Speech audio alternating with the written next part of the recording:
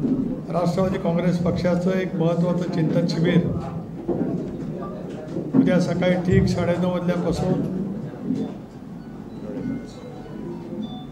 संध्याकाळी 6 वाजेपर्यंत राष्ट्रीय अध्यक्ष राज्याचे लोकप्रिय मुख्यमंत्री आदरणीय नामदार अजितदादा पवार, पक्षाचे कार्याध्यक्ष, पक्षाचे वरिष्ठ नेते, दीर्घकाळ संसदेचे अनुभव असलेले खासदार प्रफुल्लभाई पटेल, पक्षाचे वरिष्ठ नेते छगन भुजबळ, मंत्रिमंडळातील सर्व सहकारी, राष्ट्रवादी काँग्रेस पक्षाचे सर्व आमदार खासदार यांच्या प्रमुख उपस्थितीत राज्यभरातील जिल्ह्याचे टीव्हीवर ऑडिओच येत नाही तुमचा, खालच्या माईकवर बोला, चालेल, टीव्हीच्या माईकवर बोला, यांच्या उपस्थितीमध्ये त्या ठिकाणी पार पडलं जाणार आहे। राज्यभरातील सर्व जिल्हाध्यक्ष, सर्व जिल्हा महिला अध्यक्ष, प्रदेशचे उपाध्यक्ष, प्रदेश सरचिटणीस, वेगवेगळे आमचे फ्रंटल सेल, त्याचबरोबर ती ऑर्गनायझेशन, फ्रंटल ऑर्गनायझेशन आणि वेगवेगळे सेल असे सुमारे 500 पक्षाच्या वरिष्ठ सहकाऱ्यांचा सहभाग या चिंतन शिबिरामध्ये त्या ठिकाणी होणार आहे। चिंतन शिबिर लोकशाही, न्याय, समता ज्या विचारधारावरती राष्ट्रवादी काँग्रेस पक्ष आणि आम्ही सर्व प्रमुख सहकारी आपल्या राजकीय जीवनामध्ये सातत्याने काम करत आलो, त्याच विचारधारेची ताकद, शक्ती आणि त्या विचारधारेला बळ कसं देता येईल हेच प्रामुख्याने चिंतनातील विषय त्या ठिकाणी असतील। हे चिंतन शिबिर म्हणजे पक्षांतील आत्मपरीक्षण आणि विचारमंथनाची एक तऱ्हेची प्रक्रिया आहे।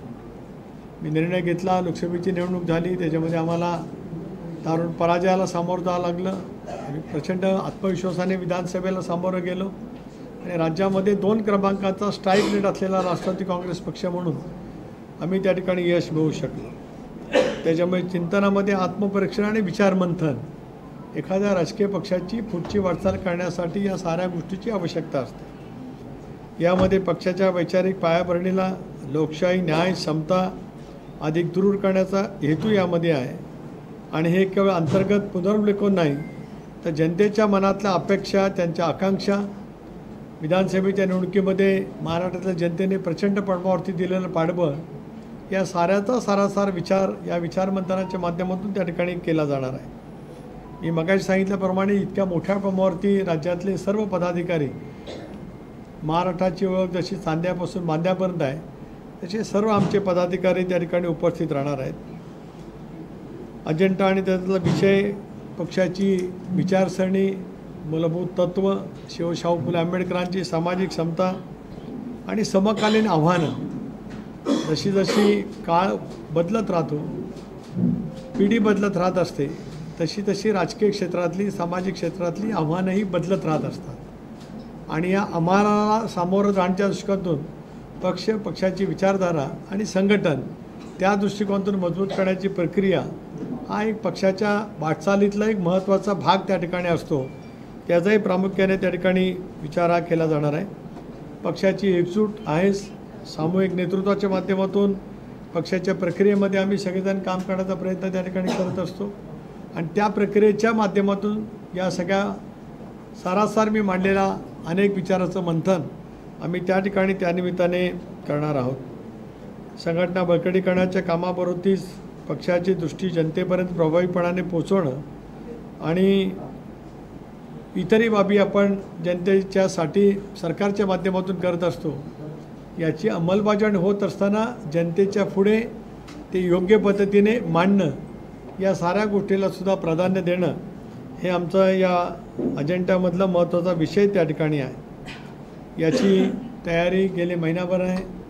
ज्यावेळेला आम्ही निश्चित केलं की विदर्भामध्ये अधिवेशन घ्यायचं आहे, प्रफुल्लभाईंनी स्वागत केलं, कारण या सगळ्या परिसराचं त्यांनी दीर्घकाळ नेतृत्व करतात, राष्ट्रपतीवरती आज आमचं नेतृत्व करतात आणि गेले महिनाभर नागपूर आणि विदर्भातील आमचे सर्व सहकारी त्यानिमित्ताने या संबंध सुनियोजित पद्धतीच्या या शिबिराचं नियोजन करण्यासाठी मेहनत त्या ठिकाणी घेत आहेत आणि प्रत्यक्ष गेल्या आठवड्यापासून त्याची त्या ठिकाणी त्यानिमित्ताने सुरू झालेली आहे।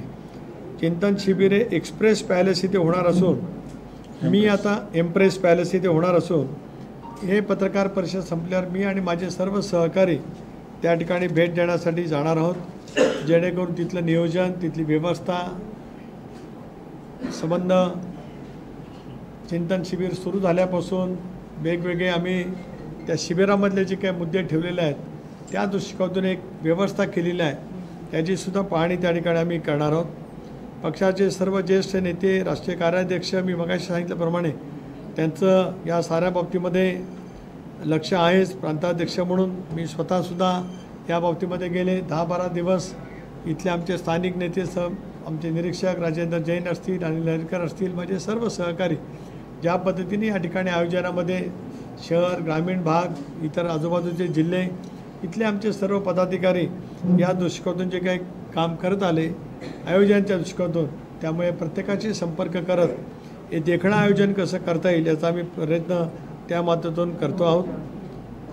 वैचारिक स्पष्टता अधिक तीव्र करणे, लोकशाही, न्याय, समतेच्या तत्वाप्रती बांधिलकी पुनर्जीवित करणे, पक्षाच्या राजकीय व संघटनात्मक प्रवासासाठी व्यापक धोरणात्मक रोडमॅप तयार करणे आणि पक्षाची एकजूट अधिक मजबूत करणे, हे सगळे विचार उद्याच्या या चिंतन बैठकीच्या निमित्ताने त्या ठिकाणी होणार आहेत. आणि मग जनताला या माध्यमातून चिंतन शिबिरातून नेमकं राष्ट्रवादी काँग्रेस पक्षाने पुढील 5 वर्षासाठी केवळ आगामी येणाऱ्या स्थानिक स्वराज्य संस्थापुरता सीमित नव्हे, स्थानिक स्वराज्य संस्था प्रदीर्घ कालावधीच्या नंतर होत आहेत. 2016च्या अखेरीस नगरपालिका, जिल्हा परिषद झाल्या होत्या, जानेवारीमध्ये महापालिका झाल्या होत्या आणि फेब्रुवारीमध्ये 17च्या जिल्हा परिषद पंचायत समिती झाल्या होत्या. त्यामुळे 8 वर्षाच्या प्रदीर्घ कालावधीच्या नंतर या स्थानिक स्वराज्य संस्थांच्या निवडणुका येत आहेत. तो एक उद्दिष्ट कुठल्याही राजकीय पक्षाच्या पुढे एक राजकीय आव्हान असतं.